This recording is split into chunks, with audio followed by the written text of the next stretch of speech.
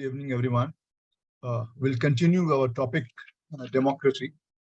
The last point that we were discussing yesterday was about the assessment of democracy and how would we come to know what are the criteria, what are the yardsticks of determining whether a country is running on the path of democracy or not. We had also a discussion at length about India's democratic ranking, so on and so forth. Briefly, today I will be referring about a summit for democracy organized by United States of America. Very, very briefly, I will be talking about that.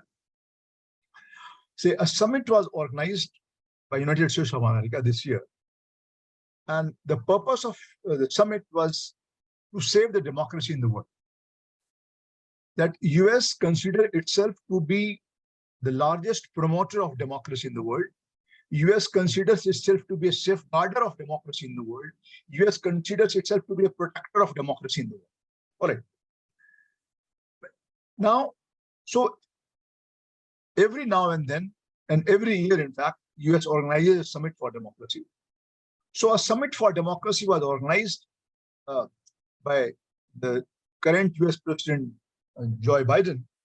And the purpose was said, the purpose that was declared that US wants to save democracy in the world. In fact, democracy in the world has been endangered, and US wants to save democracy in the world. Right. And the second objective was to create an alliance of democracies. All the democratic countries should be coming together. So primarily the motive of US was doing international politics, and the motive of US was to sideline China. All right. And in fact, the main object of the Summit for Democracy was, all right, that US wanted to declare that China is a country from which we are facing, from which there is a maximum danger to democracy of the world.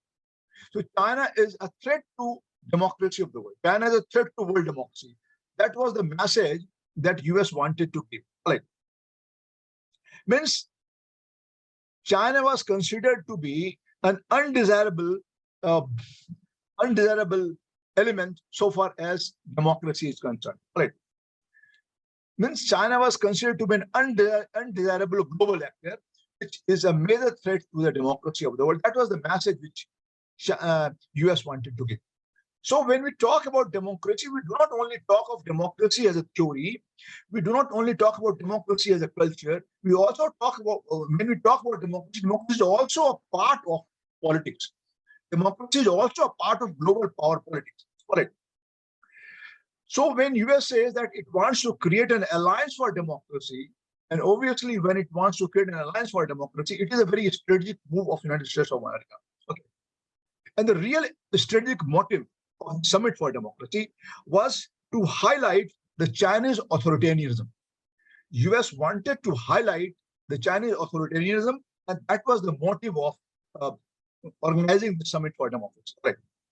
Now it became very controversial. It became very controversial because Pakistan was included in it. How Pakistan and Iraq were included as a part of this World Democratic Summit. Now, what kind of democracy we have in Pakistan and what kind of democracy we have in Iraq, everybody knows. So that is what it made this, including China, including Pakistan and including Iraq as a part of something, and then excluding Bangladesh. Bangladesh was excluded out of this. All right. Bangladesh was excluded, Turkey was excluded. So excluding Turkey and Bangladesh, and including Pakistan and including Iraq in it. So that it made it very controversial. All right. Now Pakistan was included in the summit. Pakistan did not participate because Pakistan wanted to prove its solidarity with China. All right. So Pakistan did not actually participate. All right. So let us try to understand that how come democracy becomes a part of the global power politics. All right. What is China's reaction to this? There are different versions of democracy. And China claims that China is also a democratic country. China is also a democratic country. China wanted to convey a message. So China asked a question, and the question was that China is also democratic. The democracy that we have in China is a real democracy. It is a socio-economic democracy. Whereas in other countries, other democratic countries, you may not have socio-economic democracy, but in China, we have the socio-economic democracy. Then China asked the question, who has given US the right to decide? Who has given US the right to decide which country is democratic and which country is not democratic? Now, who has given? Who has given? This is a self-proclaimed. This is something, this right that to determine which country is democratic and which country is not democratic. All right. So this is a United States of America. So China asked a question: which country, which group of nations has given US the right to determine whether all the countries are democratic or not? All right. So China said that China is world's largest democracy, and it is a people-oriented democracy. China said our democracy is a people-oriented democracy. See, what is the meaning of democracy? China asked. The meaning of democracy is people's empowerment, and by ensuring socio-economic justice in China, we have already empowered the people. Its empowerment has already taken place. And looking from that account, we have a people-oriented democracy. What is important for us to understand is that there could be different versions of democracy. Try to understand the point. See, if you have a liberal democracy, there could also be a democracy in communism. There could also be a socialist version of democracy. China claims that its democracy is a people-oriented democracy. And it said, China said that US democracy is a weapon of mass destruction. US democracy is a weapon for military adventurism, is a weapon for military intervention. So in the name of democracy, US has been intervening in different parts of the world. Got my point? So the message that China wanted to give is very clear, that who has given US the right to determine which country is democratic and which country is not. And our democracy is a people-oriented democracy, and US democracy is a democracy of what we call US democracy is a weapon of mass destruction. And US has been using democratic slogan. US has been using democratic ideology or ideology of democracy for intervening in different parts of the world. So in the name of human rights, in the background of human rights, in the background of democracy, US has been intervening in different parts of the world. Right. And China said that this summit for democracy is nothing, but this reflects the ideological prejudices of China. This summit is a reflection of ideological prejudices of China, of United States of America. And this is nothing but an attempt to revive the Cold War. He said, by organizing this summit, including certain countries, not including other countries, or by trying to create an alliance for democracy, basically US has been trying to revive the Cold War. That is what China said. Right. And this is nothing but an attempt to establish US hegemony. So in the name of democracy, US wants to re-establish its hegemony in the world. So US is an attempt to establish hegemony through these kind of alliances, through these kind of summits, is itself anti-democratic. What my point? This itself is anti-democratic. Means US attempt to organize a summit for democracy is nothing but an attempt to establish US hegemony in the world in the name of democracy. And this itself is anti-democratic. This is what Chinese action was. All right. So basically, the purpose of highlighting this issue, the Summit for Democracy, was nothing that you could be asked a question about using democracy, that US has tried to use democracy as a geostrategic tool. Using democracy, we will be studying democracy as a theory, but the point is you could also be asked a question on how can democracy be used as a geostrategic tool. That is precisely the point. All right, that is what you need to understand.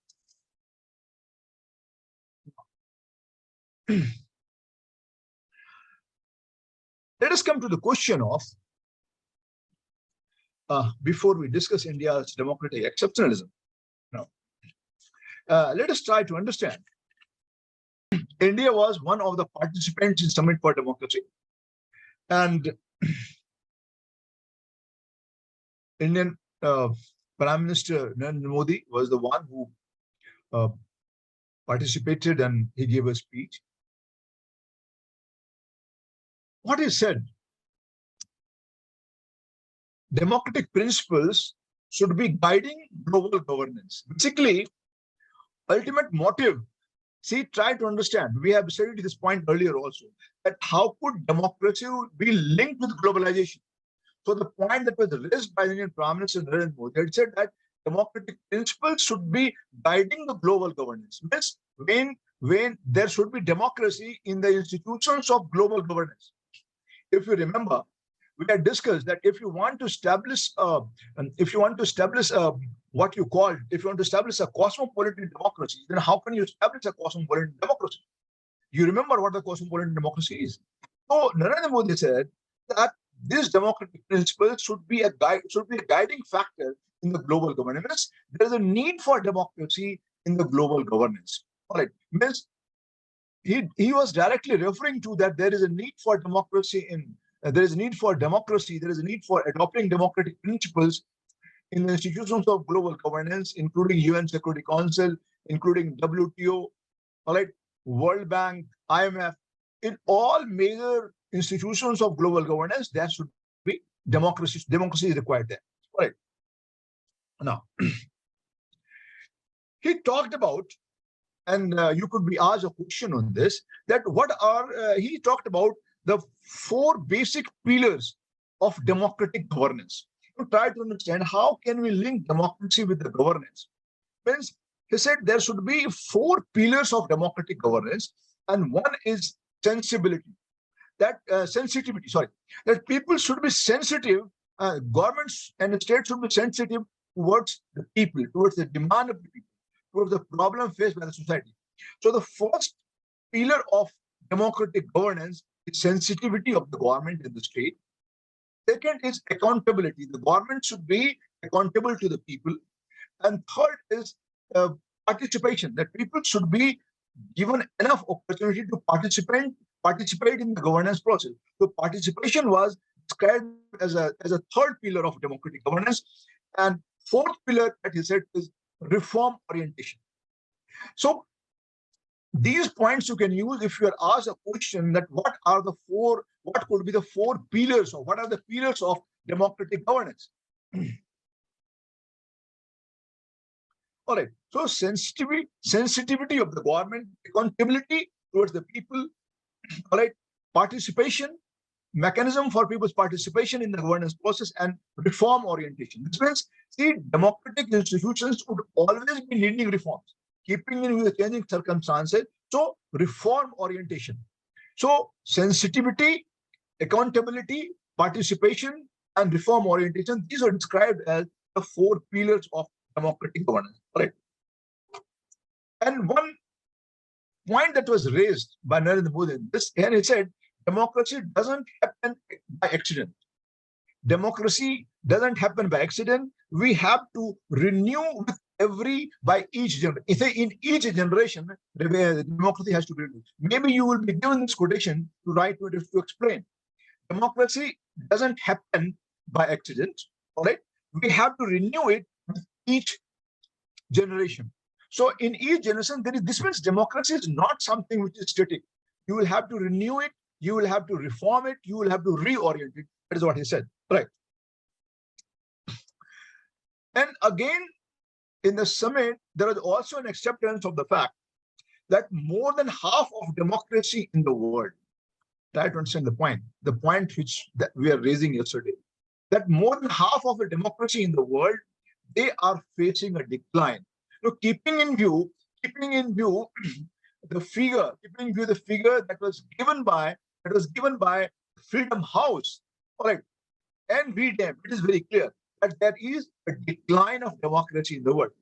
So it has said that more than half of the democracy in the world, they are facing a decline, right? In one or other parameter. So we have discussed just the different parameters. So maybe out of 15 parameters, maybe you are doing well in 6 parameters, but you are not doing 9. You are not doing well in 9 parameters. So, see, in one way or the other, there has been a decline of democracy in the world. Now, another important question that could be asked, how to strengthen democracy in the world? How could we be strengthening democracy in the world? What should be the focus areas? If you want to strengthen democracy in the world, what should be the focus area? Suppose this is the question that is being asked. All right. So I'm not going to discuss it. I'm just going to give you the points that you can highlight. All right. See, the most fundamental thing in democracy is thing in democracy is free and fair election. This is the most fundamental thing.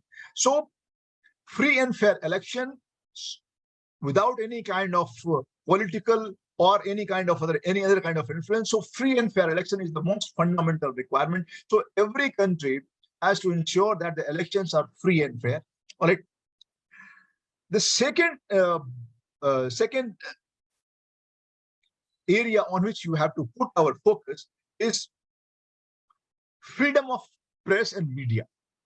Free and independent media. This is the second important ingredient. If you want to strengthen democracy, you have to ensure free and independent media. All right.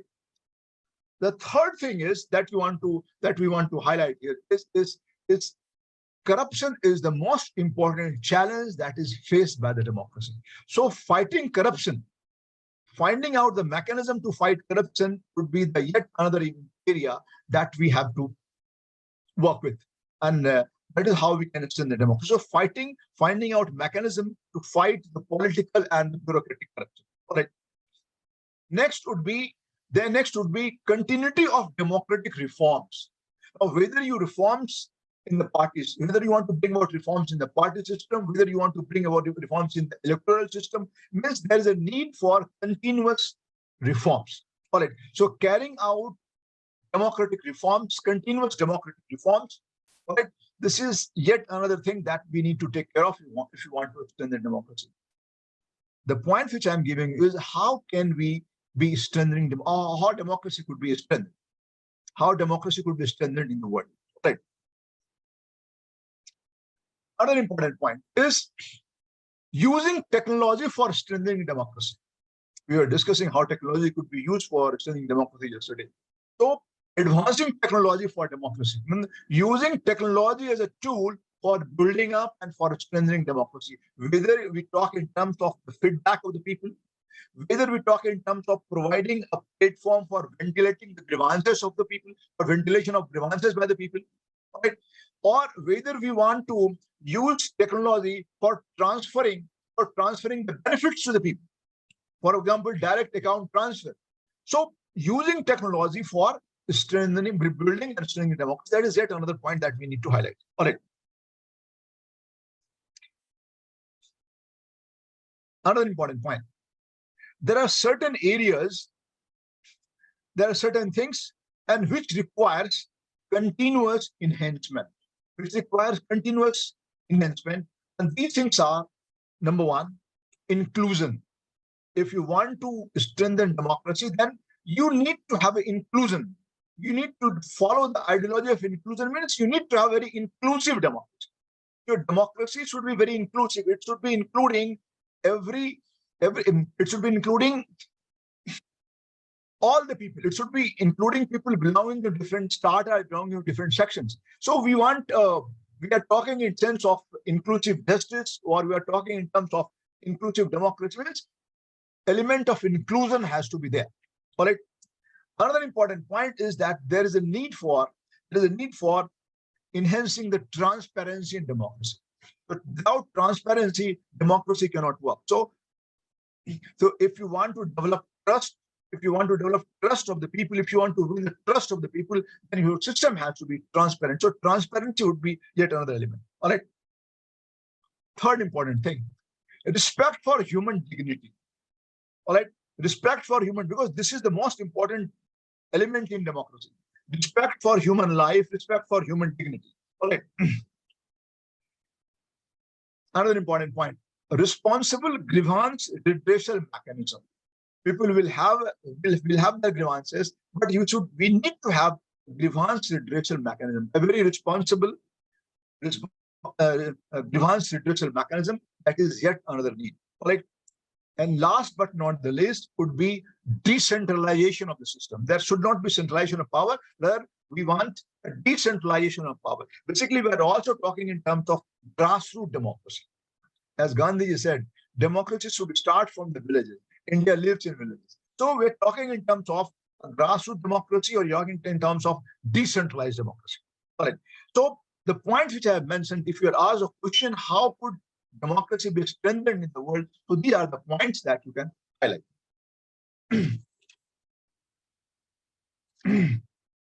Now, coming to the question of the point which I said yesterday that I'll be discussing today. India's democratic exceptionalism. We have already discussed that why democracy survives in India. What are the reasons why democracy survives in India? India's democratic exceptionalism, let me go in some detail. Steven Levitsky, Steven Steven Levitsky, and Daniel, Daniel, Daniel Giblet, Ziblatt, Giblet, Daniel, Daniel Giblet, Ziblatt, Giblet. So Steven Levitsky and Daniel Giblet, they came out with a work. And the title of the work was very interesting. How Democracies Die. What was the title? How Democracies Die. So why I'm repeatedly referring this name? Because when you write an answer, I'm not very sure, because whether the material which I have given, because it is not possible to every now and then to update the material. So continuously we are doing research, and we are I'm updating the things when while I take the classes. So the thing is, you need to take these things in mind. Of course, you are fortunate enough that you have the you have the advantage of you are getting the recording lectures, so you can listen to the lectures again. So the point I'm saying that when you write an answer, kindly do mention about these names. So this will fetch you some extra mark. So the research which is done by Steven Levitsky and Daniel Giblet, and the title of the work was How Democracies Die. So I'm just going to tell you just the concluding part of this. The work says that since the end of the Cold War, most democratic breakdowns have been caused not by the generals, not by the soldiers, but by the elected government themselves. You could be asked to explain this. Levitsky and Giblet says that since the end of the Cold War, most democracies in the world, they are breaking down, not because of the generals, not because of the military dictatorship, not because of the military takeover. So that is why the title of the book is How Democracies Die. And the conclusion is that since the end of the Cold War, most democratic countries are facing breakdowns not because of the generals. It is not caused by the generals or not caused by the military takeovers, but it is caused by the elected government themselves. This means those governments who have been elected by the people. Democracy is a government of the people, for the people, and by the people. So those governments which have been elected through the people's vote, they are themselves responsible for the decline of democracy. This is what the book says. And this is what refers us to the what you call the allegation of elected autocracy. Try to understand the point. So it takes us towards that. Now, and the book says, only exception, when it says that since the end of the Cold War, most democratic breakdowns have been caused not by the generals, but by the elected government themselves, with the exception of three exceptions they are talking about. One exception is the military coup in Pakistan, because they're talking since the end of the since the end of the Cold War. One is the military coup in Pakistan, 1999. Second is military coup in Thailand in 2014. And the third one is the recent military takeover took over by the military junta in Myanmar. So these are the exceptions. These are the aberrations. These are the exceptions. Right?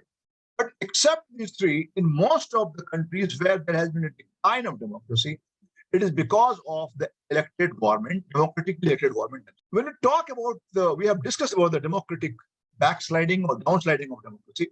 This is a new concept. The book says that this democratic backsliding is a new concept. And why it is a new concept? Because there has been erosion of democracy by elected politicians, and that too legally. Try to understand the point. There has been decline of democracy. There has been slide down of democracy by the elected politicians themselves, and that too legally. Means they are not doing anything legal. They are doing everything. They thought they are using law, they're misusing law, okay, to perpetuate themselves in power. All right. How can you say that they are doing it legally? This means elected autocracy. This is the example of elected autocracy. They're saying that this is in the sense that democracy has been democracy has been subverted by the government with the approval from the parliament. So when you are coming out with a law which is not a good law or which is a very controversial law, for example, certain acts which have been passed by the parliament and it has been challenged in Supreme Court, and Supreme Court has already set up a constitutional bench to look into the issue. Try to understand the point. So everything that government is doing in different countries, they are doing it within the parameters of law. They are doing it legally. So basically, this is a legal subversion of democracy. Right? So whether you talk about CAA Act, whether you talk about the abrogation of Article 370, I'm not commenting here right or wrong. All right, preventive detention. All right, sedition laws, farm laws, all these things, they were all the controversial laws have been passed by the parliament. All right. So this is again an example. That is why it says that most of the democratic backsliding is by the democratically elected government themselves, and that too they have tried to do it legally within the parameters of the constitution, within the parameters of the law. All right. Again, one more example I would like to give. Donald Trump, he refused to, even after all of you are aware of, all of you have seen that how he tried to step to power despite losing the election.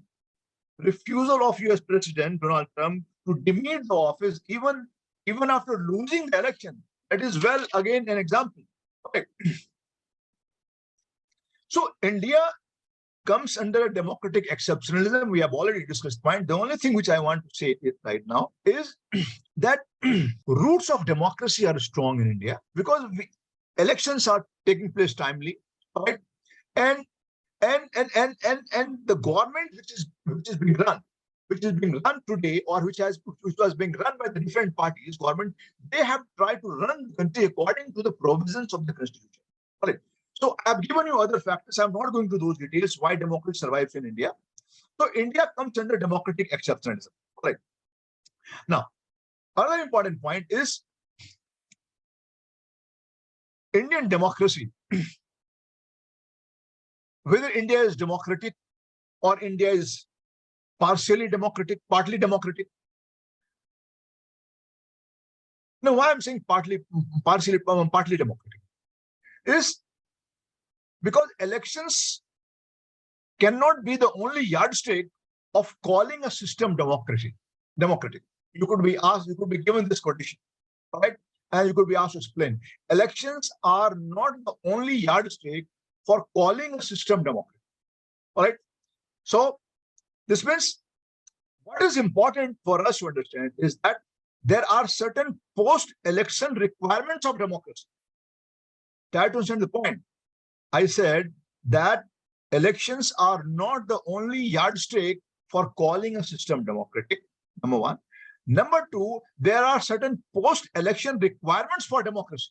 Means, what are the post-election requirements? One is because the actual democracy would be put to test only after the election.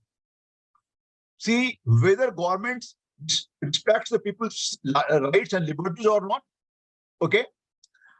whether government works in the interest of the people or not, whether they are working towards giving people their due or not, whether government is working towards establishment of socio-economic justice or not, whether the government is fair to each and every segment, majority and minority segment or not. All these things you would come to know only post-election, only after election. So the real test of democracy, the first point I said, democracy is, election is not the only yardstick to determine whether a system is democratic or not. My second point is, it is only after election that you would come to know whether government continues to be democratic or not. So the major test of democracy, major test of the government, whether a system is democratic or not, that would be put to test only post-election. All right. And I gave you examples that whether the elected government has been able to provide rights and liberty, or whether they have been able to safeguard the rights and liberty of the people or not, whether people are free to speak or not, and if those who criticize the government, how are they treated by the government, right? Whether people's right to protest is respected by or not, right? So all these things we would come to know only post-election. So the real test of democracy, real test of the political system, whether it is democratic or not, that you would come to know only post-election. All right. Now, again, whether legislature is able to exercise control over executive or not, whether the law that is passed by the parliament has been discussed in detail by the parliament or not, whether systems of checks and balance that we have worked out, whether it is working or not, or how it is working. So that is how, so basically the post-electoral requirements of democracy are very heavy. And we would come to know whether the system is democratic or not, because the major threat to democracy is from the elected government themselves, and that takes us to the concept of elected autocracy. Right. Robert Dahl himself said, Robert Dahl, I have referred him many times. Robert Dahl says, India is the greatest contemporary exception to democracy. Try to understand the point. Even Robert Dahl had agreed in his book that India is the greatest contemporary exception to democracy. Like, but Robert Dahl again says, it is gradually withering away. Try to understand. India is a democratic exception. Why? Because democracy has failed in almost in all the developing countries. Right? But India is the only country which is having an exception. So democratic, that is what takes us to the concept of democratic exceptionalism of India.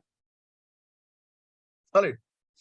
So some examples of how democracy is gradually withering away from India or declining democracy, the points I have already mentioned earlier. All right.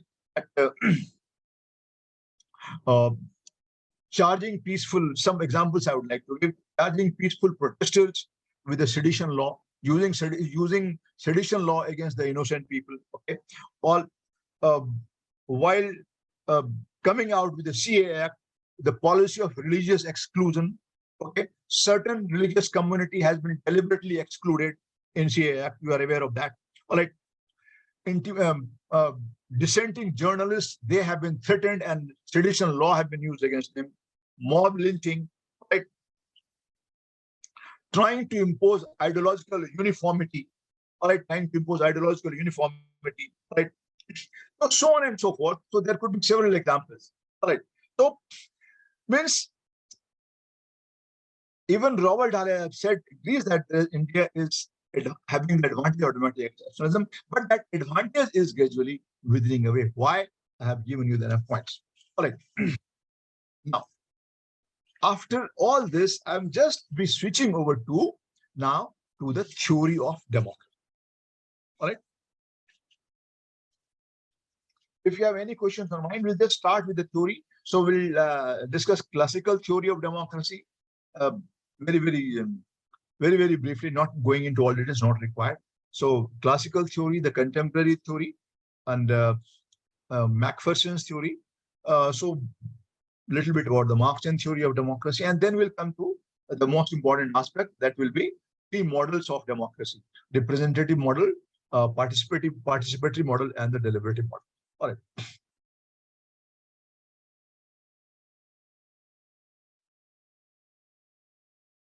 I hope the points are clear. If you have any questions, you could ask.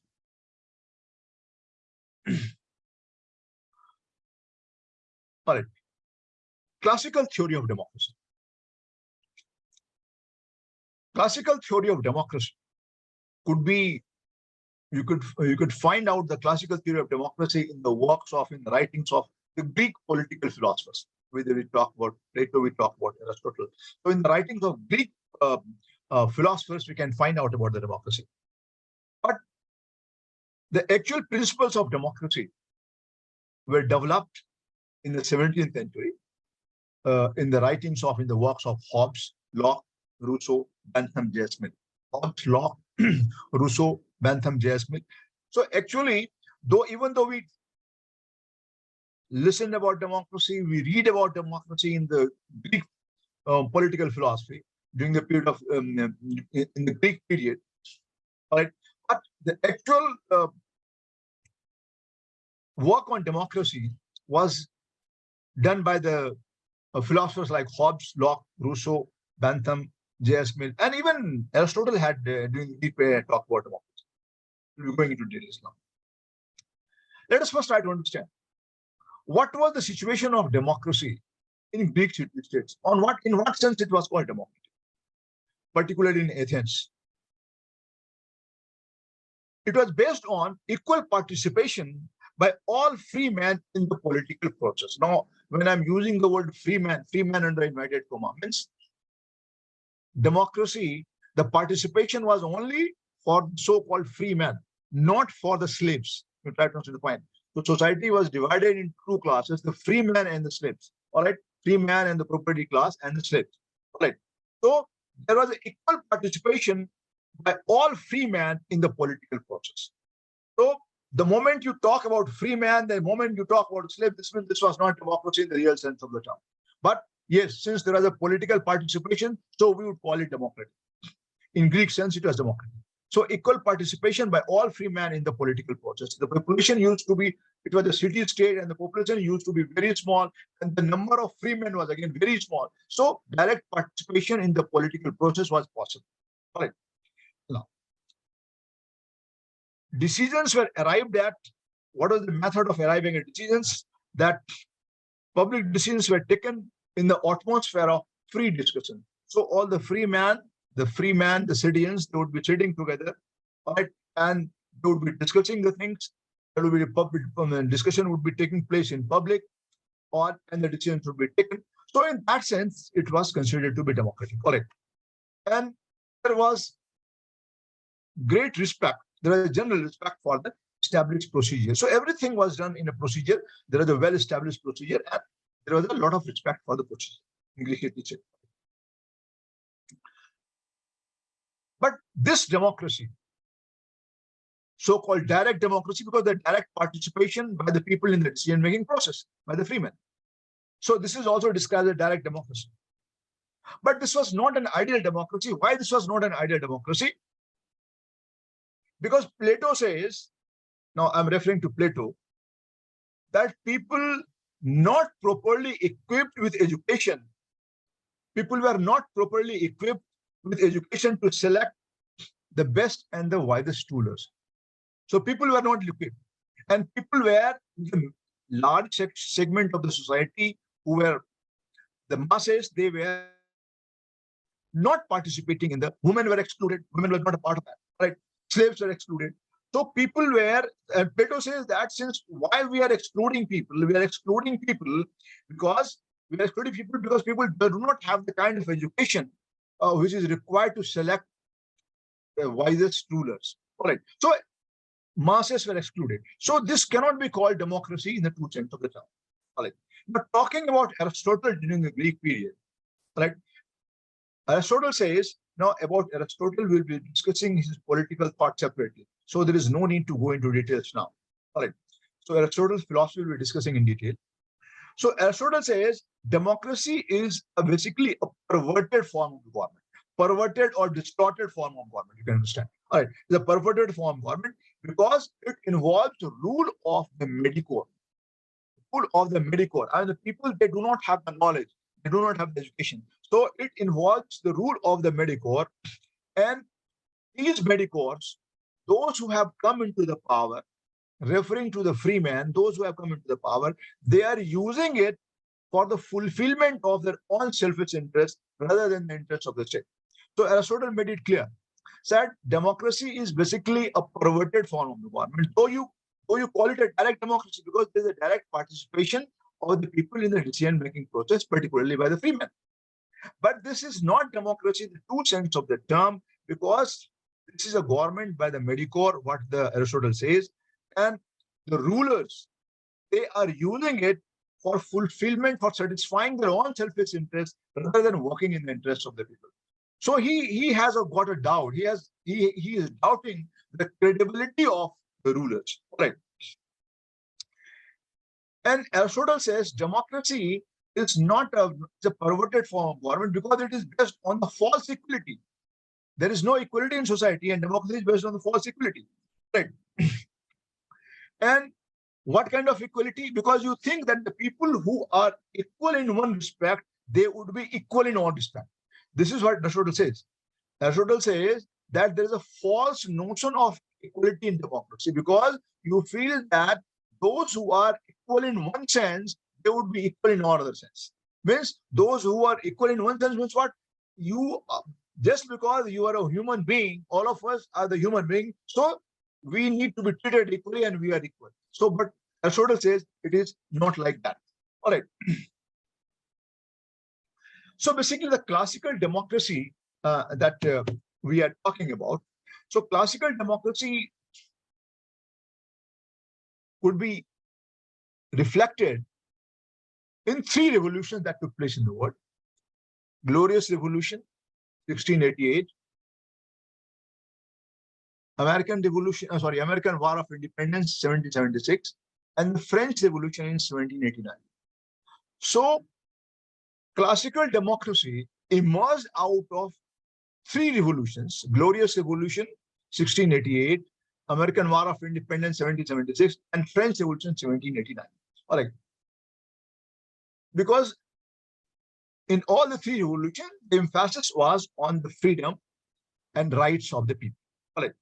So it was based on the ideology of the classical democracy that we are talking about. It is based on the ideology of autonomous individual. It is based on the ideology of autonomous individual. Means there is an emphasis. In what sense we are talking about autonomous individual? Because there is an emphasis on rights, freedom, and property of the people. There is an emphasis on the rights of the people. There is an emphasis on the freedom of the people, and there is an emphasis on preserving the property rights of the people. And the classical democracy was also based on the concept of what we call limited government. Limited government in what sense? Limited government in the sense that the role of the government, the role of the state was very limited. You remember we are discussing about the police state. All right. So police state means the state would not interfere. People will have enough freedom, and the state would not intervene in the people's affairs. The state would be working only like a night watchman, all right, or a referee, or an umpire. So only when you play the fall that the states come into the state come into the picture. So during the classical democracy, there was an emphasis on the rights and freedom of the people, and it was based on the concept of limited government or minimal government, the term which you can use. All right. So I have told you is that the advocates of the classical model of democracy was Hobbes, Locke, Rousseau, and the Bentham. All right. J.S. Mill. There could be some other people. All right. Now,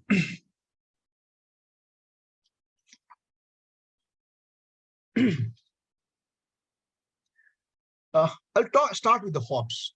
Even we'll be discussing Hobbes again when we discuss Hobbesian political philosophy. So I'm not spending much time here because the topic is not the Hobbes topic, is democracy. So the classical democracy, when it would start with the Hobbes' book was Leviathan, probably many of you are aware of that, the book which he wrote in 1651, Leviathan. This work of Thomas Hobbes, Leviathan, this set forth the democratic principles. Democratic principles in what sense? It was basically a social contract. Leviathan was all about social contract. All right. That people coming together decide to create a Leviathan, decided to create a sovereign ruler, decided to create a state, and they gave all their powers to the state to govern them. So people would be coming together, they would be entering into a contractual relationship, they would be entering into a social pact, social contract, and through the contract, a sovereign ruler is created. Okay, and sovereign ruler, the Leviathan, draws all his power ultimately from the people, because people, they have created the contract and they have given the power to the sovereign, to the rulers to rule them. What happens in election today? That the people, they participate in the election, government gets elected, which means that government is a legitimate, considered to be legitimate government because it has the consent of the people. Right? So similarly, the Hobbesian Leviathan also had the consent of the people. And out of that contract, a sovereign ruler is created, and people, and the sovereign ruler, it draws all his power, ultimate power, from the people. All right. So unconsciously, Hobbes was not very sure about it. So unconsciously, Hobbes developed a system of popular sovereignty. Hobbes developed a system of, not deliberately, not intentionally, but unconsciously, the outcome of Leviathan was of the popular sovereignty. You know why I'm calling it a popular sovereignty? Because it had the consent of the people. So the sovereign ruler who was created, he was created based on the consent of the people. So the roots of democracy, if you want to find out the roots of democracy in the form of classical democracy, so we go back to the Leviathan 1551, written by Hobbes. The second one would be John Locke. All right, more advanced stage, Locke says, because Locke was the one who made a very strong, who gave a very strong support to the concept of limited and constitutional government. Means government authority, government's power or a state's power is limited by the people. Means people would be working as a check on the authoritarian regime. People could work as a check on the authoritarian regime. We'll be going into some details now. Basically, Locke talked about that people have been enjoying certain natural rights. We have studied when we are discussing the concept of rights. The right to life, liberty, and property. These are the natural rights which people have been enjoying in the state of nature. State of nature means even before the state came into being. The situation that was there in society before the situation that was there before the society and the state came into being. Okay, that situation was called a state of nature. So people have been enjoying natural rights, that is right to life, liberty, and property, even in the state of nature. So since people have been enjoying these rights in the state of nature, the state will have to provide these rights to the people. And not only the state will have to secure these rights to the people, the state will have to protect these rights of the people. Right. So basically, government is basically bound by the contract. Locke also has come out with a social contract. Hobbes also came out with a social contract. All right. So government is bound by the terms of the contract. All right. And government should be committed to protect the rights of the people. And Locke says that if government fails in protecting the rights of the people, people will have a right to rebel against the government. People will have a right to revolt against the government in case government or the state fails in protecting the rights of the people. In that case, Locke has openly given people the right to rebel, a right to revolt against the government. So this is the democracy. This is the classical model of democracy given by Locke. Means government's authority, state's authority is limited. Limited by what? By the function that it performs in protecting the rights of the people. Any failure by the government in protecting the rights of the people. So government is committed, state is committed to protect the rights of people. So this commitment of the government, this commitment of the state towards the people is what makes it democracy. All right.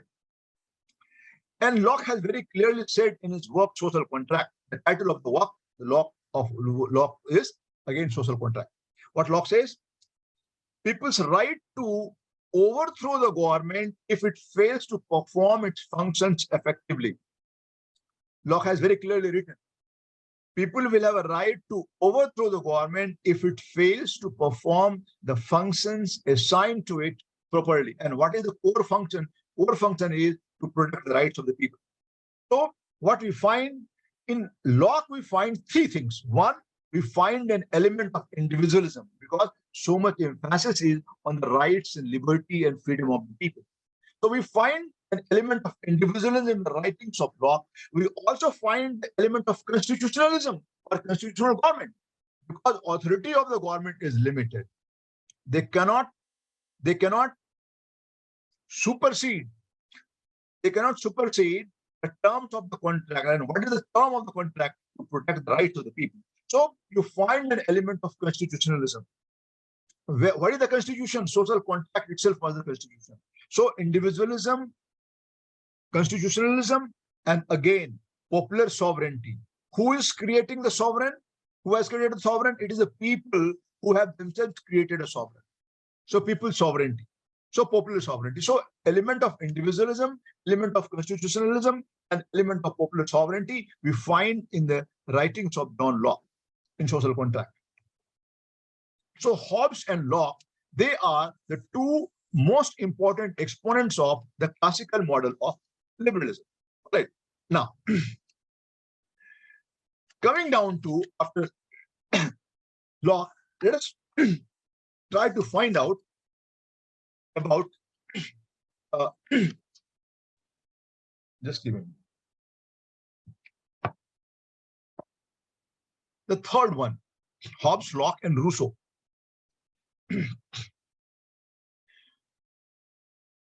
Why do we find element of democracy, classical democracy in Rousseau's writing? Because Rousseau was the one who talked about natural equality of man, that people are equal by nature. So Rousseau gave emphasis on the natural equality of man, and consent of the people in formation of the state. That state would be formed only after the consent of the people. And third thing that we find in Rousseau's writing is rights of the individual are inalienable. You cannot deny the individual's rights. So he talks about inalienability of rights of the individual. So three things. One, emphasis on the equality of man, equality, which is again a very important ingredient of democracy. Emphasis on the natural equality of man. Emphasis on the consent of the people, because people's consent is the foundation of the state. Right?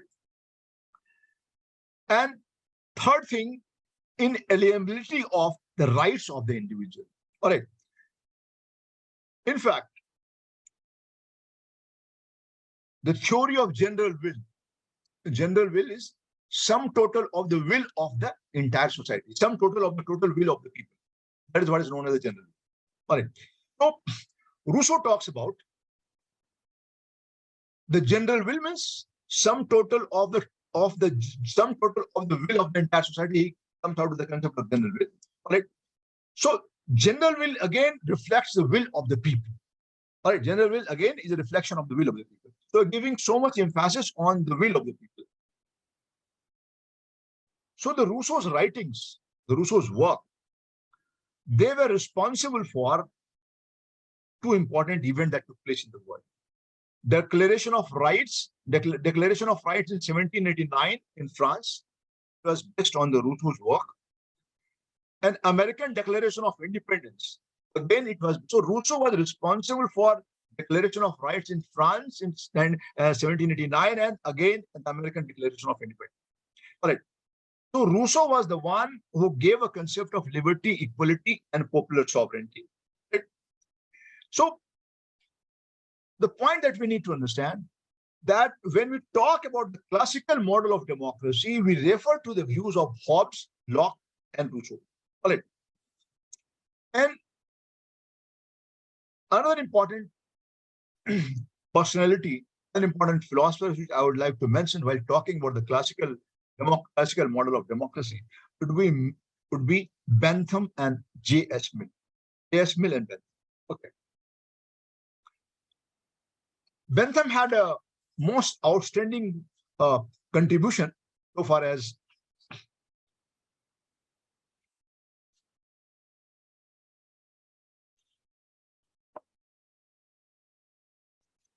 Bentham had a very outstanding contribution so far as the democracy is concerned, because he came out with it, though it had a lot of limitation.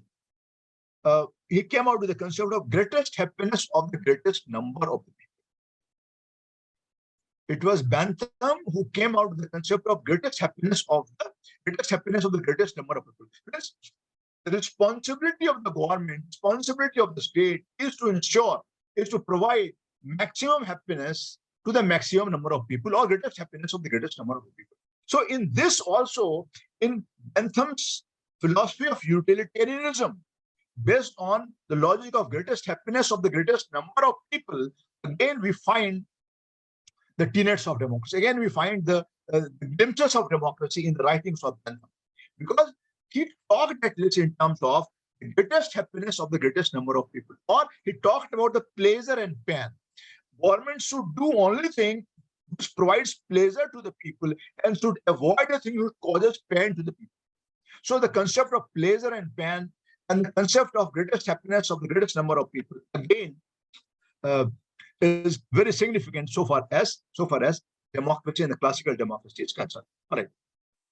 Now, talking about Mill contributed further towards the development of classical democracy, because Mill's contribution could be contribution could be understood in the sense that he was the one who talked very boldly about, he was the pioneer who talked about the adult franchise.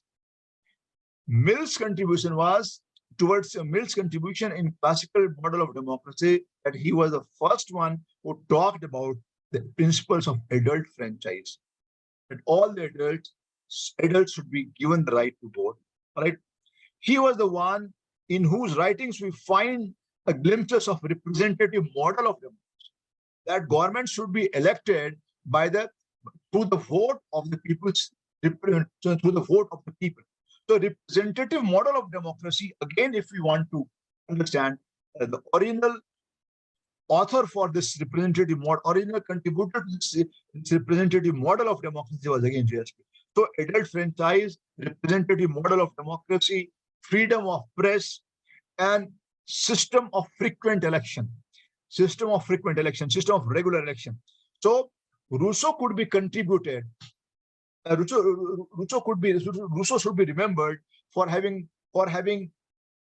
given the major elements of democracy to the world, that is principles of adult franchise, principles of representative government, freedom of press, and system of regular election. Right. So both Mill and Bentham should be remembered as a major contributor towards the classical model of democracy. All right. So the classical model of democracy, after we have gone through the views of Hobbes, Locke, Rousseau, Bentham, J.S. Mill. Okay. In 20th century, this classical model of democracy got further strengthened. Now, there were certain decisions were taken in the European countries and advanced countries.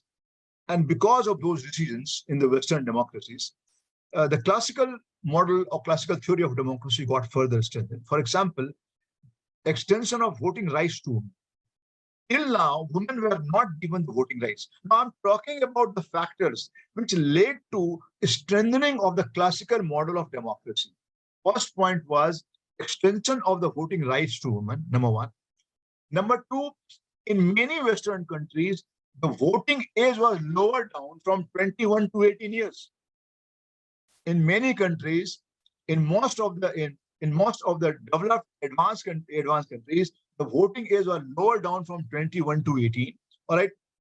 And the third thing was that attempt was made to accommodate the capitalist government, liberal capitalist government in developed countries, they try to accommodate the interest of the working class. So three factors. In order to prevent the revolution, the capitalist states, the capitalist governments, they took a decision of accommodating the needs of the working class, and they came out with the concept of affirmative action and the welfare state. All right. So this classical model of democracy got further strengthened because of three crucial factors: extension of the voting rights to women, lowering of the voting age from 21 to 18 in many developed countries, and they tried to accommodate the needs of the working class, and they came out with the concept of affirmative action and the welfare state. All right. Now, let us try to find out now, what are the broad characteristics? So I've come to the 20th century now. How this classical model of democracy got further strengthened. Let us try to understand what were the broad characteristics of classical model of democracy, and many of those characteristics we see even in the contemporary model of democracy in a different form. All right. The first important, the emphasis of classical democracy was on the fact that human beings, they were considered to be essentially good, moral, social, and rational. If we look into the views of Locke said that the people are essentially good. By and large, people are good, they are moral, they are social, and rational. So when you are giving so much emphasis on the rights and freedom of the people, okay, when you want people to be the focus of the government, focus of the state, right? So it is because the first important element in the classical model of democracy is focus on the human nature, and human nature was that people were essentially good, moral, social, and rational, right? And Bentham says that yes, people were like a noble savage. Noble savage means they knew that people were Rousseau says that people were noble savage. Noble savage, they were very good people. They were people having very good character, and they were the very rational people. All right. So Rousseau is using a term for the people noble savage. So basically, Bentham says that the people, they know what is their interest. They are well aware of that. So basically, what I'm trying to highlight here is the focus was, why focus was the individual? Because individual was considered to be a good-natured person. All right. Now, second important point in the classical model of democracy was that individual was the end. You try to understand the point. Individual was the end. The state was not the end. In the classical model of democracy, individual was the end. And main goal of the state and main goal of the government was the fulfillment of the interest and welfare of the people. So in classical model of democracy, the focus is on the individual, because the individual is the end, and main goal of the state is the fulfillment of interest of the people and the welfare of the people. Okay.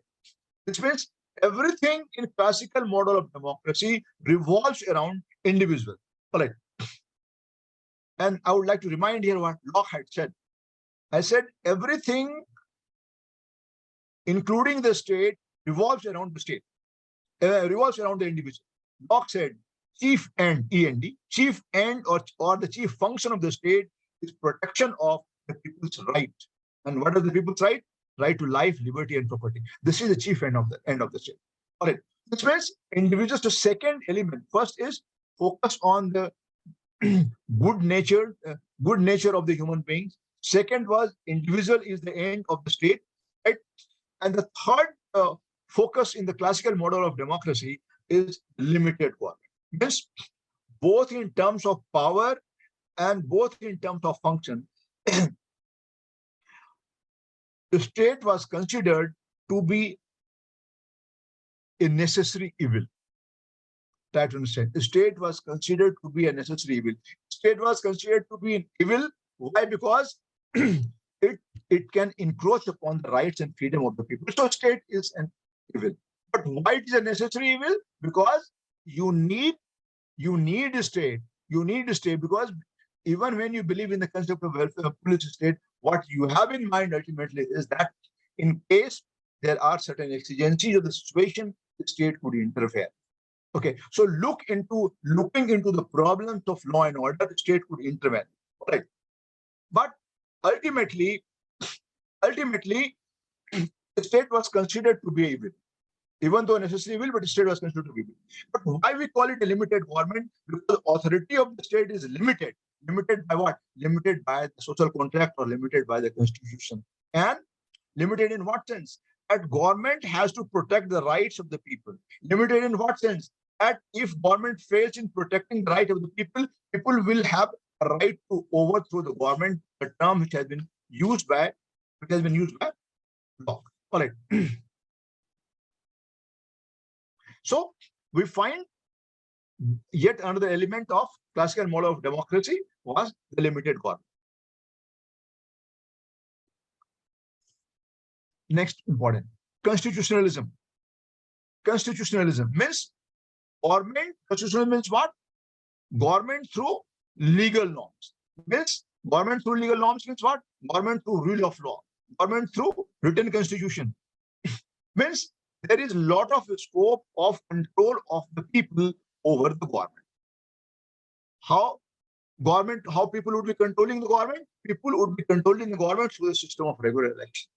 All right. So in terms of rule of law, in terms of written constitution, in terms of control of the people over the government through the election, so that is why we call it a system of constitutionalism. So limited government and system of constitution. All right. Let us try to understand that what were the criticism of this classical model of democracy before we start our discussion on the contemporary model of democracy. And question that you will be getting, in all likelihood, you will be getting questions on the contemporary model of contemporary theory of democracy. All right. But yes, we are not very sure, so we need to prepare according to the syllabus. So what is the criticism of this classical model of democracy?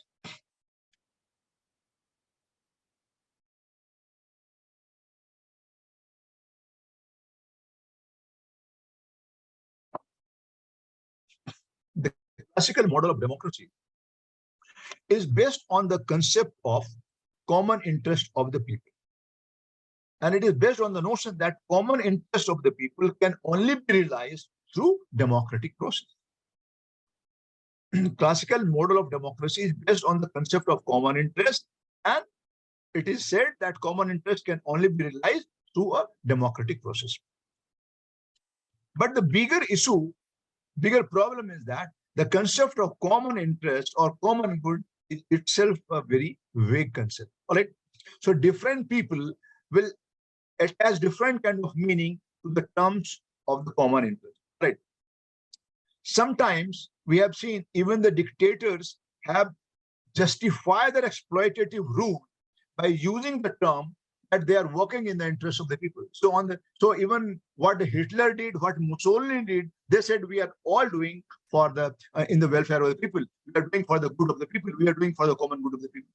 So the first criticism against the classical model of democracy that it is based on the concept that common interest of the people could only be preserved, could only be realized through a democratic process. But what is common interest? What is common interest? It is very difficult to define. For some people, liberty is protecting liberty of the people is the common interest. For some people providing equality to the people is the common interest. So that is why, and we have seen the history is the proof, history is the witness that many dictators and many dictators, they have justified the rule in the name of the common good. So this is the first criticism against the classical model of democracy. Correct. Second, classical model of democracy is based on the concept that power lies with the people. Power rests with the people. This is based on the concept. So you are saying people is the end. All right. So the second important criticism against the classical model of democracy, that it is very difficult to accept that power rests with the people. Power in democracy is always enjoyed by a very small section of the ruler. You try to understand the point. So it is only the small section of the people who actually have a major say in running the state or any government. They have a major say in the decision-making process. Now, all of us, are you aware, if we, even in Indian democracy, even in parliamentary democracy, what is happening, how the systems are being run? There are limited number of 3-4 people who are the major decision makers in the country. All right. So it is very difficult to accept the fact that power lies with the people. In democracy, power. So the concept of classical democracy, that power lies with the people, is very difficult to accept. All right. Now, another important point: public opinion. Public opinion is largely controlled by the ruling class. See, public opinion, that one of the important elements of democracy is the strong public opinion. But the thing is, through a system of discourse, through a system of narrative, even public opinion is largely controlled by the ruling class. In all the democracies, government has got a control. Government controls the media, and by controlling the media, print and electronic, or by influencing the media, print and electronic, or by using social media through a system of discourse or narrative, even public opinion is controlled by the government. All right. So even public opinion is not free in democracy. All right.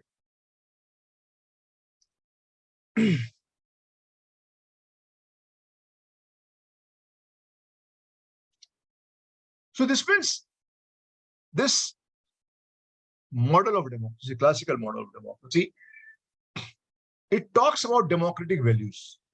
It talks about lot of democratic values, talks about rights, liberty, freedom of press, right? It talks about democratic values, but there is no proper mechanism for the attainment of those values. You try to understand point. There is this classical model of democracy talks about various democratic values, rights, freedom of the people, freedom of the press, freedom of the media, but there is no proper mechanism to realize the attainment of these values in democracy. So these are some criticism against the classical model of democracy. All right. Now, let us try to understand the contemporary theory or classical theory of democracy we have done. Now we'll be discussing the contemporary theory of democracy.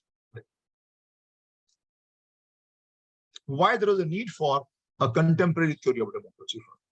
Why there is a need for modern or contemporary theory of democracy? Point number one: introduction of the party system. Earlier, the party system was not there. Now, the party system came into being. Second, when the party system came, the electoral pattern had to be developed. So because of introduction of the party system, because of development of electoral pattern. Third, because of growing economic inequality in society. All right. Fourth factor, increase in the size of population, increase in the geographical area of the state. All right. And because of increase in the geographical area of the state and increase size of the population, direct democracy was no longer possible. So all these factors led to the emergence of a contemporary theory of democracy. Yes. What are the factors that led to the emergence of contemporary theory of democracy? One, introduction of the party system, coming into existence of an electoral pattern, the growing economic inequality in society, right? Increase in the size of the state, territorial size of the state, increase in the size of the population, and it was no longer possible to run the state through the system of direct democracy as was there in the Greek city state. All right. So Now there is a need for a representative model of democracy. So all these factors led to the emergence of a contemporary theory of democracy.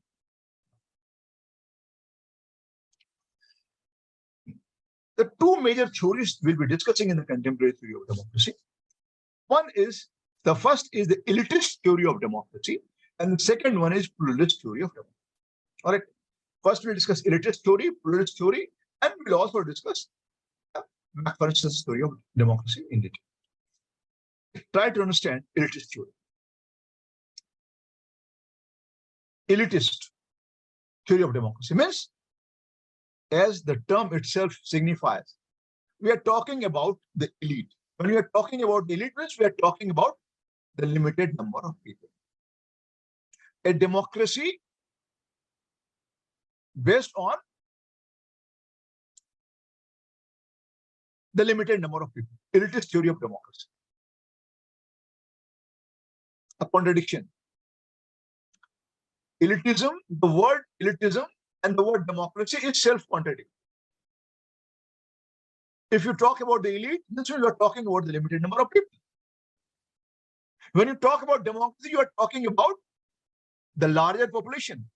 You're talking about the people at large. That is the point. So giving power when it is enjoyed by the limited number of people or the elites, how can it be democratic? But elitist theory of democracy is a beautiful amalgamation of two opposing ideas. One idea of elitism and another idea of democracy. Democracy means giving power to the people. And in elitism, you are giving power to a limited number of rulers. So that is why I said it is a beautiful amalgamation of two opposite ideas or two contradictory ideas, elitism and democracy. Elitism means rule of few. Elitism means rule of few, and democracy means rule of all. So how these two things can go together? So that is why I said it looks contradictory. This means elitist theory is not elitist if it claims to be democratic. That is the point. What I'm saying. Elitist theory is not elitist insofar as it claims to be democratic. Again, it cannot be democratic if it claims to be rule of few. What the point? Elitist theory is not elitist insofar as it claims to be democratic, because democracy means power of all. And it is not democratic if it claims to be rule of few. That is the contradiction that we need to understand. But what happens in democracy? And what happens in all the democracies of the world? That even when you have a parliament, you have a majority elected government having a 2/3 majority, or say the absolute majority you have. All right. You have the cabinet, you have the council, you have the large council of ministers, you have the cabinet. But the point is, major decision-making authority, major decision-making power rests in the limited number of people. So that is why it is said that democracies have turned out to be elitist in character. And that gives vent to what we call elitist theory of democracy. What the point? Means, when authoritarian power of a group exceeds its size, what is the meaning? When authoritarian power of a group exceeds its size, means 3 people or 4 people or 5 people taking all the decisions, all major decisions about the country, about the political system. That is why I said, when authoritarian power of a group of people exceeds its size, means when 3 people or 4 people are taking decisions for the entire country, What would you say? This is what is the major characteristics of the elitist theory of democracy. All right.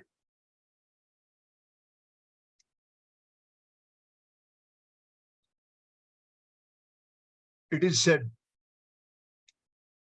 that man can never be liberated.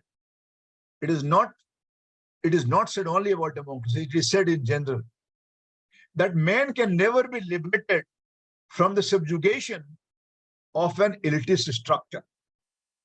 In political science, we say that man can never be liberated from a subjugation of an elitist structure. So in all the political systems, now here we are talking about the democracy, so that is why we call it elitist theory of democracy. But in all the political systems, what you find is ultimately power rests with a limited number of people. All right. So that is what is the elitist theory of democracy, rule of few. So even when you call it democratic, but the point is main decision-making power lies with a limited number of people. I'll discuss here the viewpoints of some of the eminent political philosophers. So the three most important protagonists of the elitist theory of democracy, they were Pareto, Mosca, and Mises. Pareto, P-A-R-E-T-O, Pareto. Second one is Mosca, M-O-S-C-A, Mosca. And third one is Mises, M-I-C-H-E-L-S.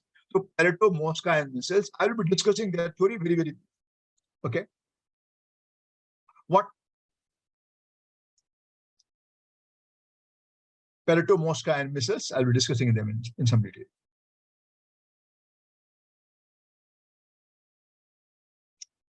What is the basis of the elitist theory of democracy? Let us try to understand. What is the basic assumption of the elitist theory of democracy? What is the basis? Point number one, power is always a privilege of a dominant few. Power cannot be exercised by all. So the first assumption of the elitist theory of democracy is that power has always been a privilege of a dominant few. Power has always been a privilege of a dominant few. And the popular exercise of power by people practically is not possible. I made two statements. First, I said, power has always been a privilege of dominant few. And second statement I said is that the popular exercise of power by people in practice is almost impossible. How do you think that the people would be given the power? How could people exercise the power directly? So since popular exercise of power by the people is not possible directly, this is the second statement. And my first statement was power has always been the privilege of dominant few. So these are the two basic assumptions of elitist theory of democracy. All right. Now, where is the origin? Even origin of this elitist theory of democracy, we could find out in the writings of Plato. All right, even though Plato had never talked about the elitist theory of democracy, Plato had never talked about it. But we can see the origin. We can see the evolution of elitist theory of democracy in the writings of Plato, in Plato's theory. Why? Because Plato assigned responsibility of ruling the society to the guardian class. So this we'll look into detail when we discuss Plato's Western political philosophy. That will start with the Plato. So Plato had assigned the responsibility of ruling the state to a guardian class, who is known as the philosopher king class. So not everybody could become a ruler. All right.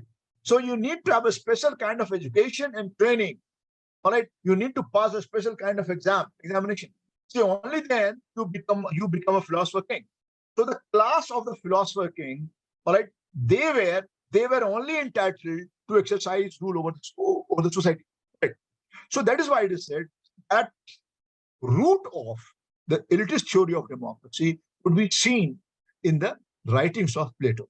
All right. Now, so I was talking about the Pareto, Mosca, and the Mises. Let us first try to understand what Pareto had to say. We are discussing now elitist theory of democracy as explained by Pareto. All right. Pareto says population in all societies. Try to understand the point.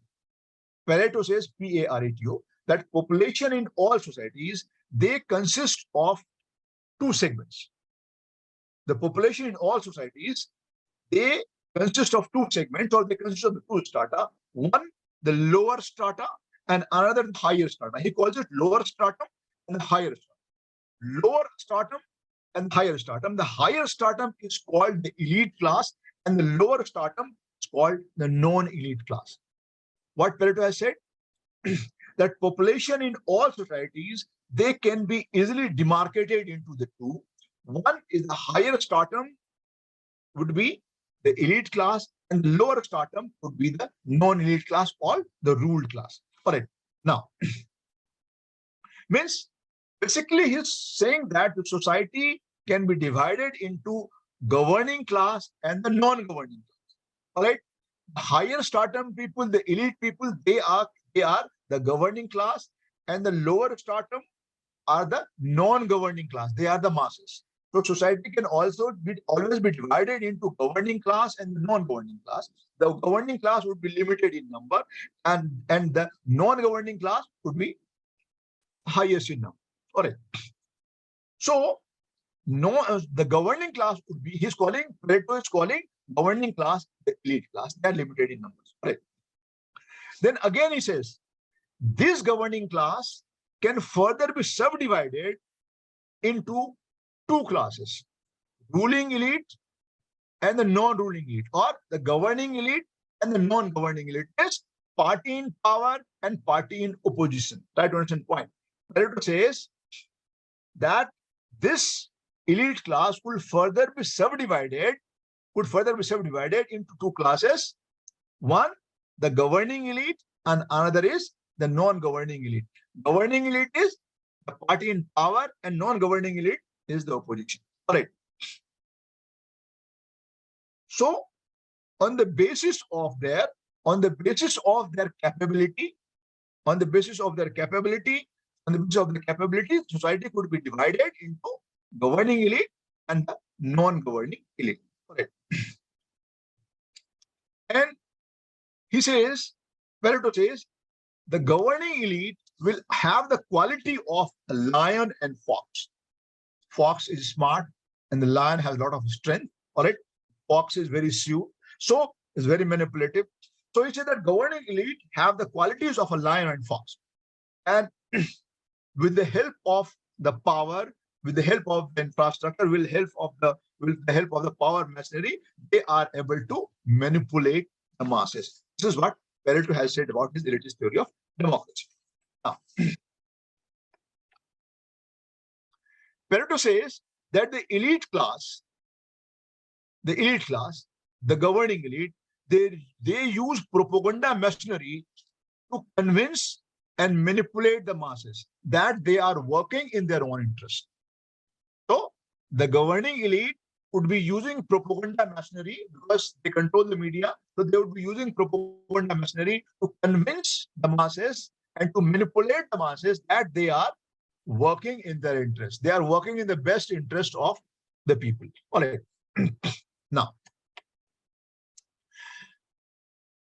Pareto says that elites, which are obviously minority, they are minority means they are limited in numbers, right? They are able to exercise larger level of control over the masses because of certain qualities which they possess. Don't try to understand this point. He is talking about, now Pareto is talking about that what is the basis, on what basis this ruling elite, the limited number of people, they are exercising control over the larger number of people. One, their intellectual ability, their intellectual capability. Second, their administrative acumen, Yes, because of their intellectual ability, because of their administrative acumen, because of the military power, and because of the moral authority, means they have come into power through a system of election. So because of four things: intellectual ability, administrative acumen, military power, and moral authority to rule.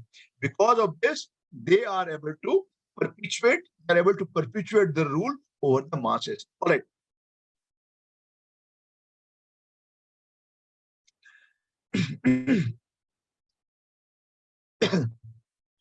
Again, Pareto says that this governing elite is not fixed.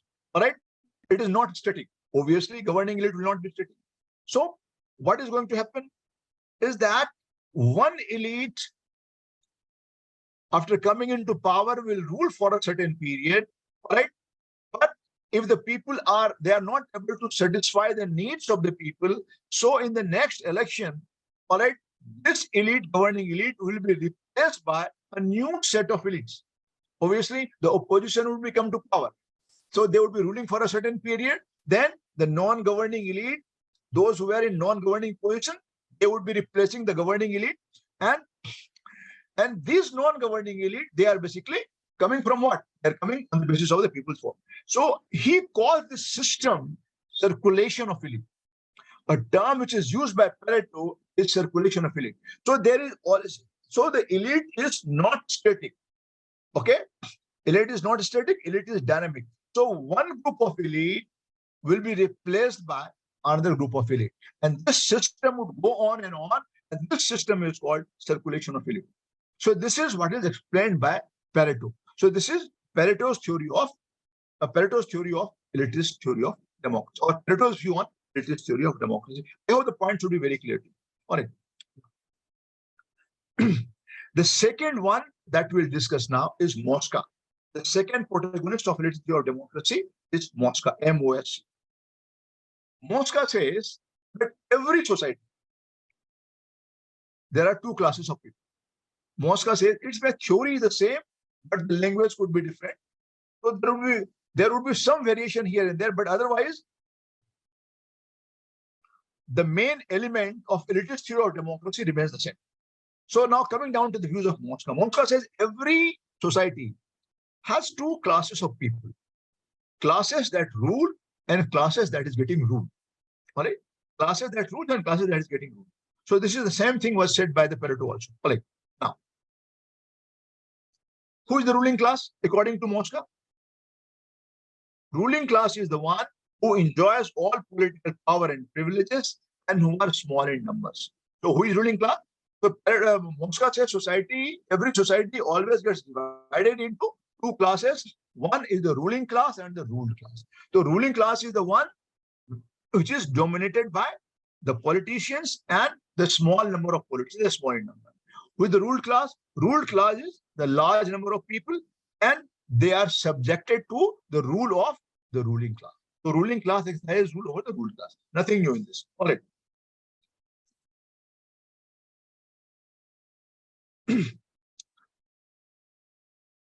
Mosca says, in ruling class, there will always be one person.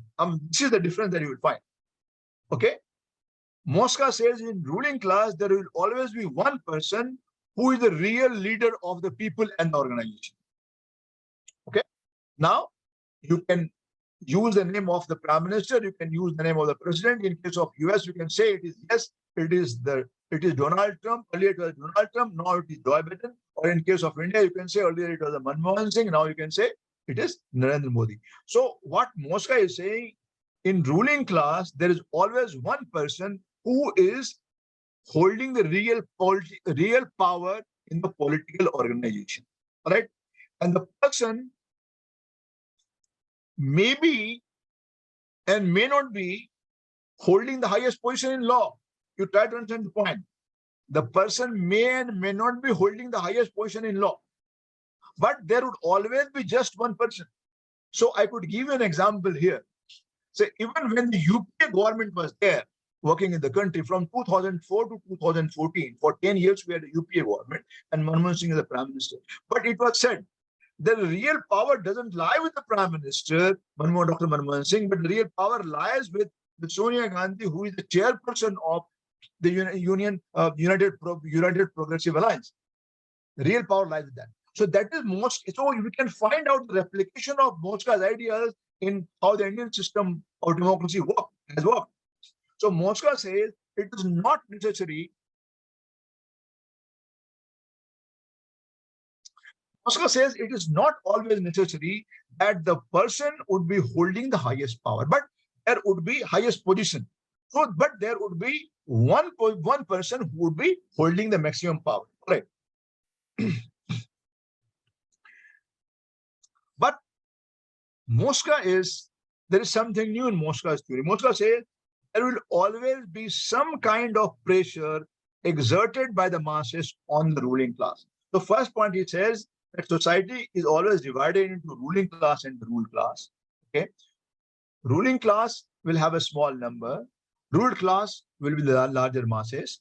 And second thing, he said, in ruling class there will always be a one person who will be holding the maximum power, but he may not be holding any highest formal position. That is also possible. But the other important thing that Moscow says is that there will always be a pressure exerted by the masses on the ruling class. This means masses must always be sensitive to the needs of the people, and if they are not sensitive to the needs of the people, it will be difficult for them to rule for a longer period of time. Example is the UPA government, Dr. Manmohan Singh government. So there was a lot of pressure from the people, but they could not sustain that pressure. They could not work in the interest of the people. There are large corruption of cases against the government. Ultimately, they had to give away the power. They lost the election. All right. So, a very realistic theory. Moscow says there would always be a pressure on the ruling class from the masses. And the ruling class, the elite class, have to be sensitive to the needs of the masses. And if they are not sensitive to the need of masses, it will be very difficult for them to exercise their rule over the masses for a longer period of time. What is the logic of the ruling class? Let us try to understand this point from Moscow's point of view. See, the logic of the ruling class is that they have the ability to organize people. See, what is the strength of the ruling class according to Moscow? Their ability to organize the things very easily. And when you are small in number, organizing things would be very easy. All right. Why? Because Moscow says minorities are always better organized. Minorities means he's using the word minority for the elite class, for the government. So he says the minority is always better organized. All right. And minority will always have, since they are better organized, they will always have the power, will always have the ability to overcome the majority. Moscow says, since the minority is well organized, so they will always have the ability, to overcome the majority. Right?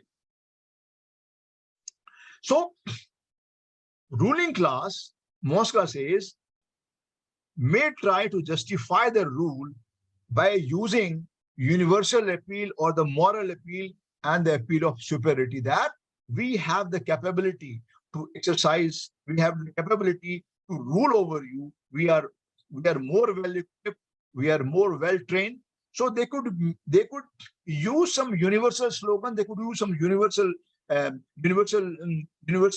principles or some certain moral principles to perpetuate the rule for the masses. All right. So this is about Moscow. So we have discussed the views of Pareto and we have discussed the views of Moscow. Now we will be discussing the views of Robert Michels, M-I-C-H-E-L, Robert Michels, the third important exponent of elitist theory of democracy. Michels wrote a book, and the title of the book was The Iron Law of Oligarchy, O-L-I-G-R-A-C-H-Y, oligarchy. In 1911, the book was published in 1911, and the book was titled as Iron Law of Oligarchy, O-L-I-G-A-R-C-H-Y. Oligarchy means few rich people. We can use in different sense. So oligarchy against means the few people, but the few rich people. All right. So Iron Law of Oligarchy, written by Robert Michels, published in 1911. Let us try to understand what Michels has to say about the elitist theory of democracy.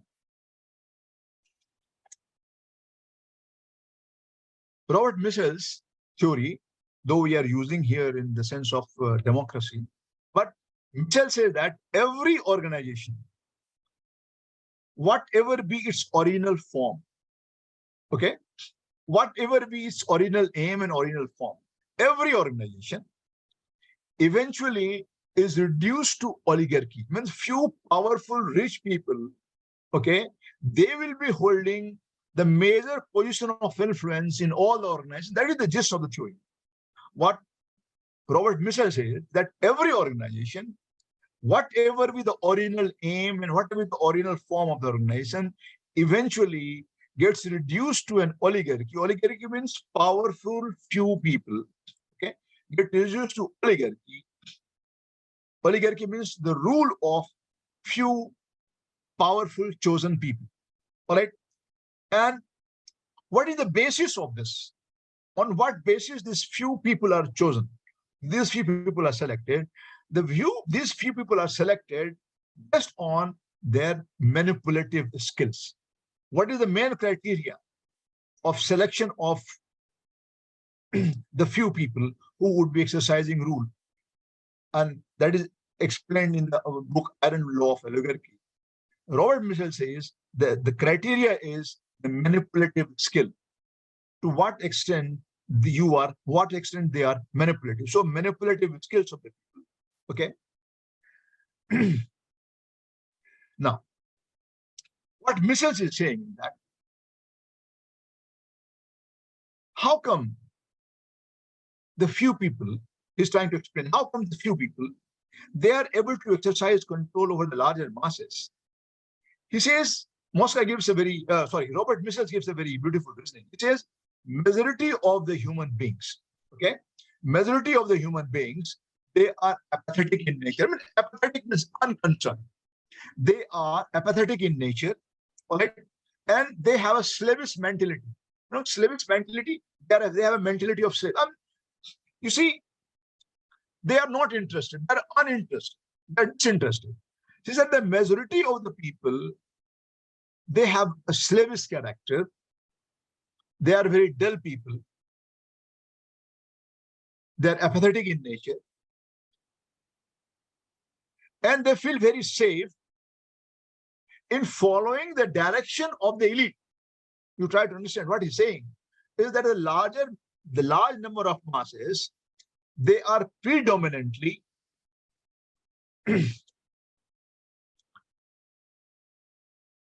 incapable of ruling. Why they are incapable of ruling? Because they have a slavish mentality. They're apathetic in nature. So they prefer to be ruled rather than being the ruler. Try to understand what Robert Michel says. That the larger masses, they're apathetic in nature, they're very dull, they're slavish in character, and they are permanently incapable of self-rule. They are incapable of self-rule. They cannot rule themselves. They would prefer to be ruled rather than being ruling themselves. So Michel says they are permanently incapable of self-rule.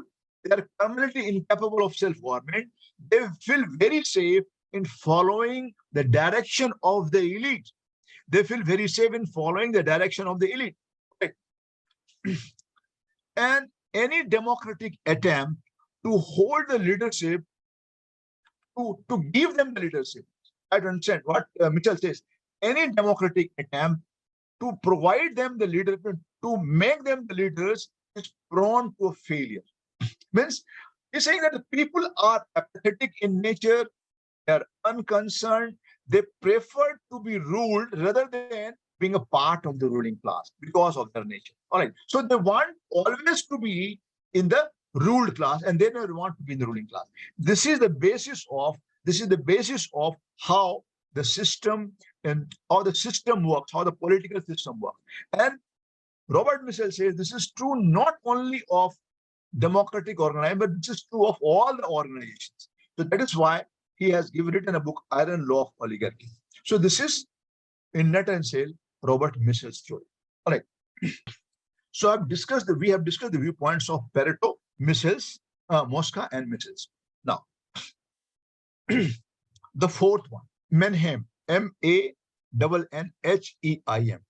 Another important protagonist of elitist theory of democracy was Mannheim, Mannheim, Mannheim. Okay. Menhem wrote a book. The title of the book is Ideology and Utopia. All right. The title of the book, kindly remember the title of the book, Ideology and Utopia, Utopia. Utopia means something which is not pragmatic, something which cannot be realized, something which cannot be realized. Okay, so we say that communist philosophy cannot. Communism is an utopia because communism can never happen. Communist revolution can never be successful. All right.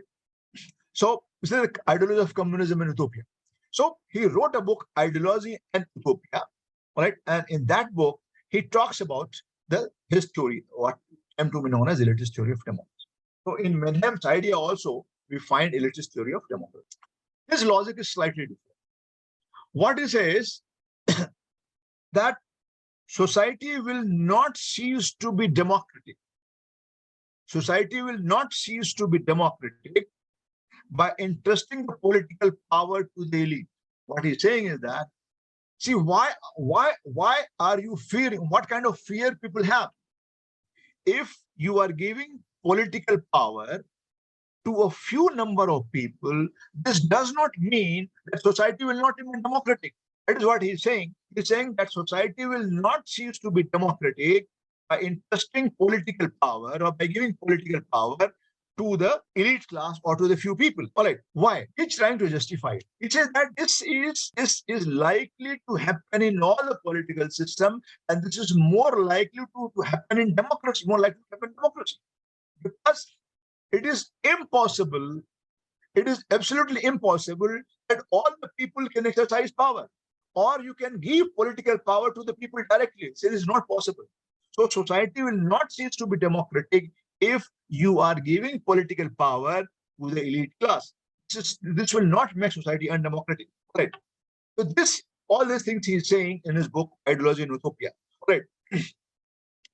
He says people cannot directly participate in the government. He's saying that direct participation of the people in the government is not possible. But they can make their aspirations felt at a certain intervals of time.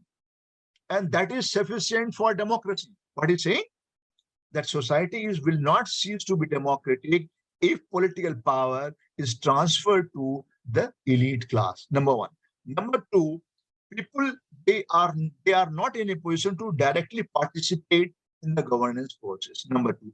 Number three, it is sufficient for them if they are able to express their aspirations over a period of time, and that is sufficient for democracy. Meaning thereby, if you are able to hold the election, if you are able to conduct the election, timely election, and people are able to make their aspirations felt through the system of election, this is sufficient for democracy. Right.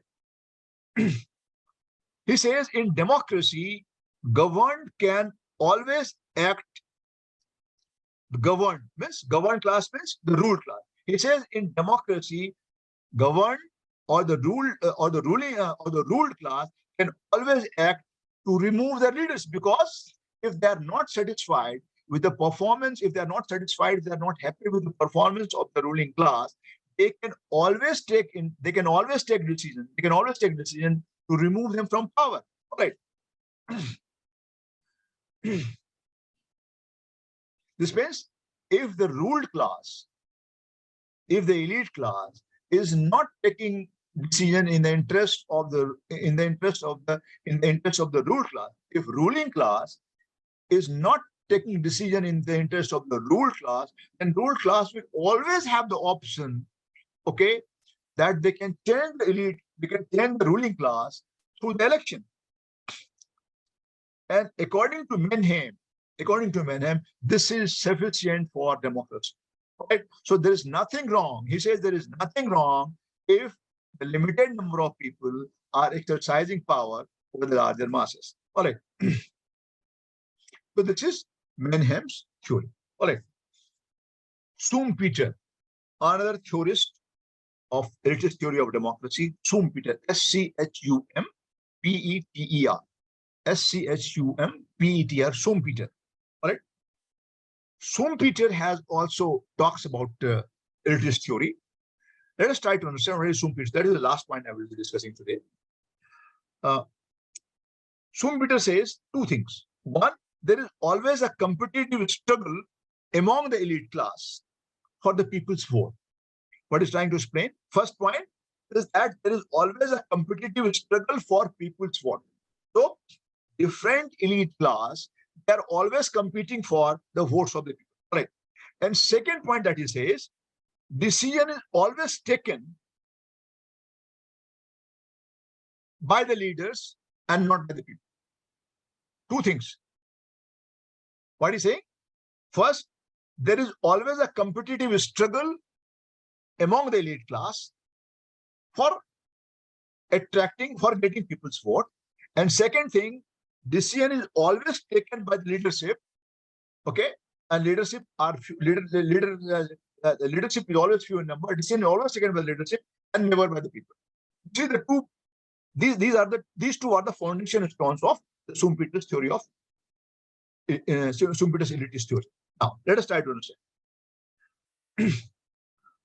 Schumpeter says democracy is not a government by the people. Very clearly, democracy is not government by the people. All right, and it doesn't even give effect to the will of the people. Schumpeter is very clear.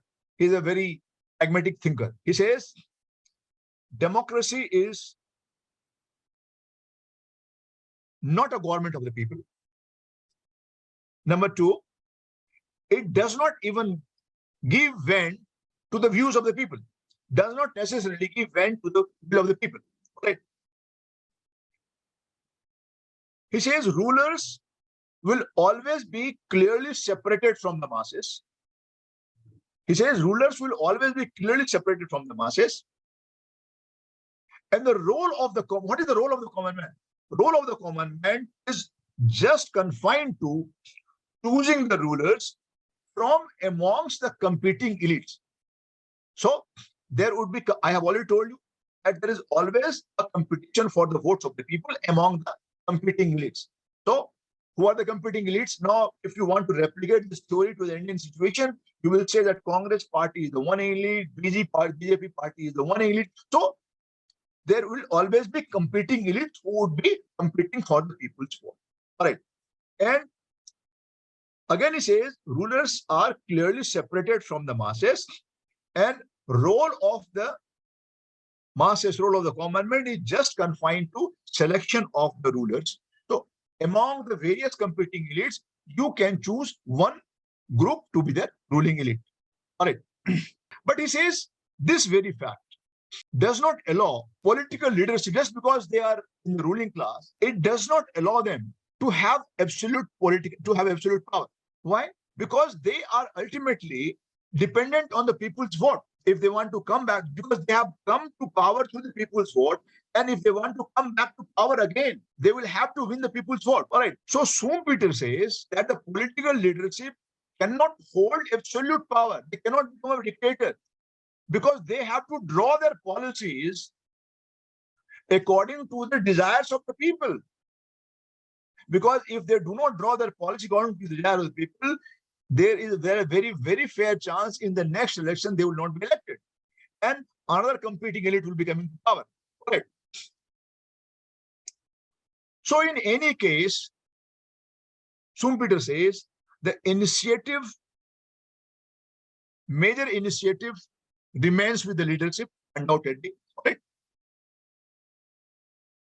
And people, they have nothing, but they have to simply dependent on the choice of the rulers.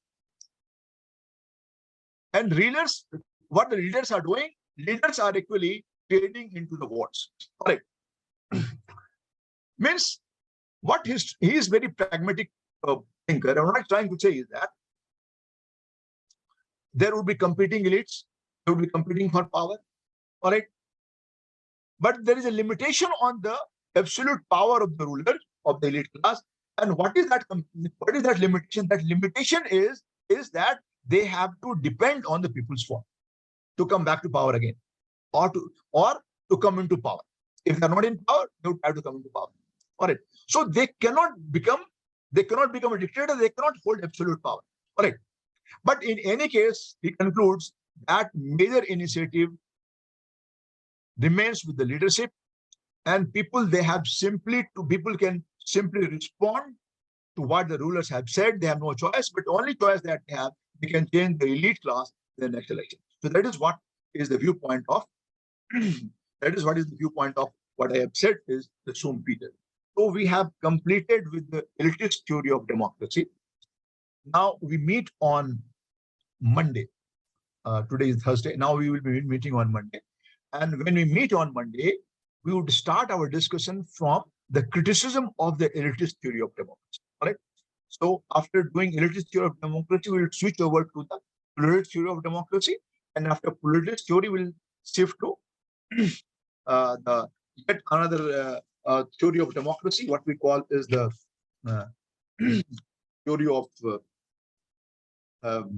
Macpherson theory of democracy, and then the Marxist theory of democracy. All right. And once we are through with that, then we will be shifting to discussion of three models of democracy: representative model, participative model, and the deliberative model. That is what I had for today. Thank you, everyone.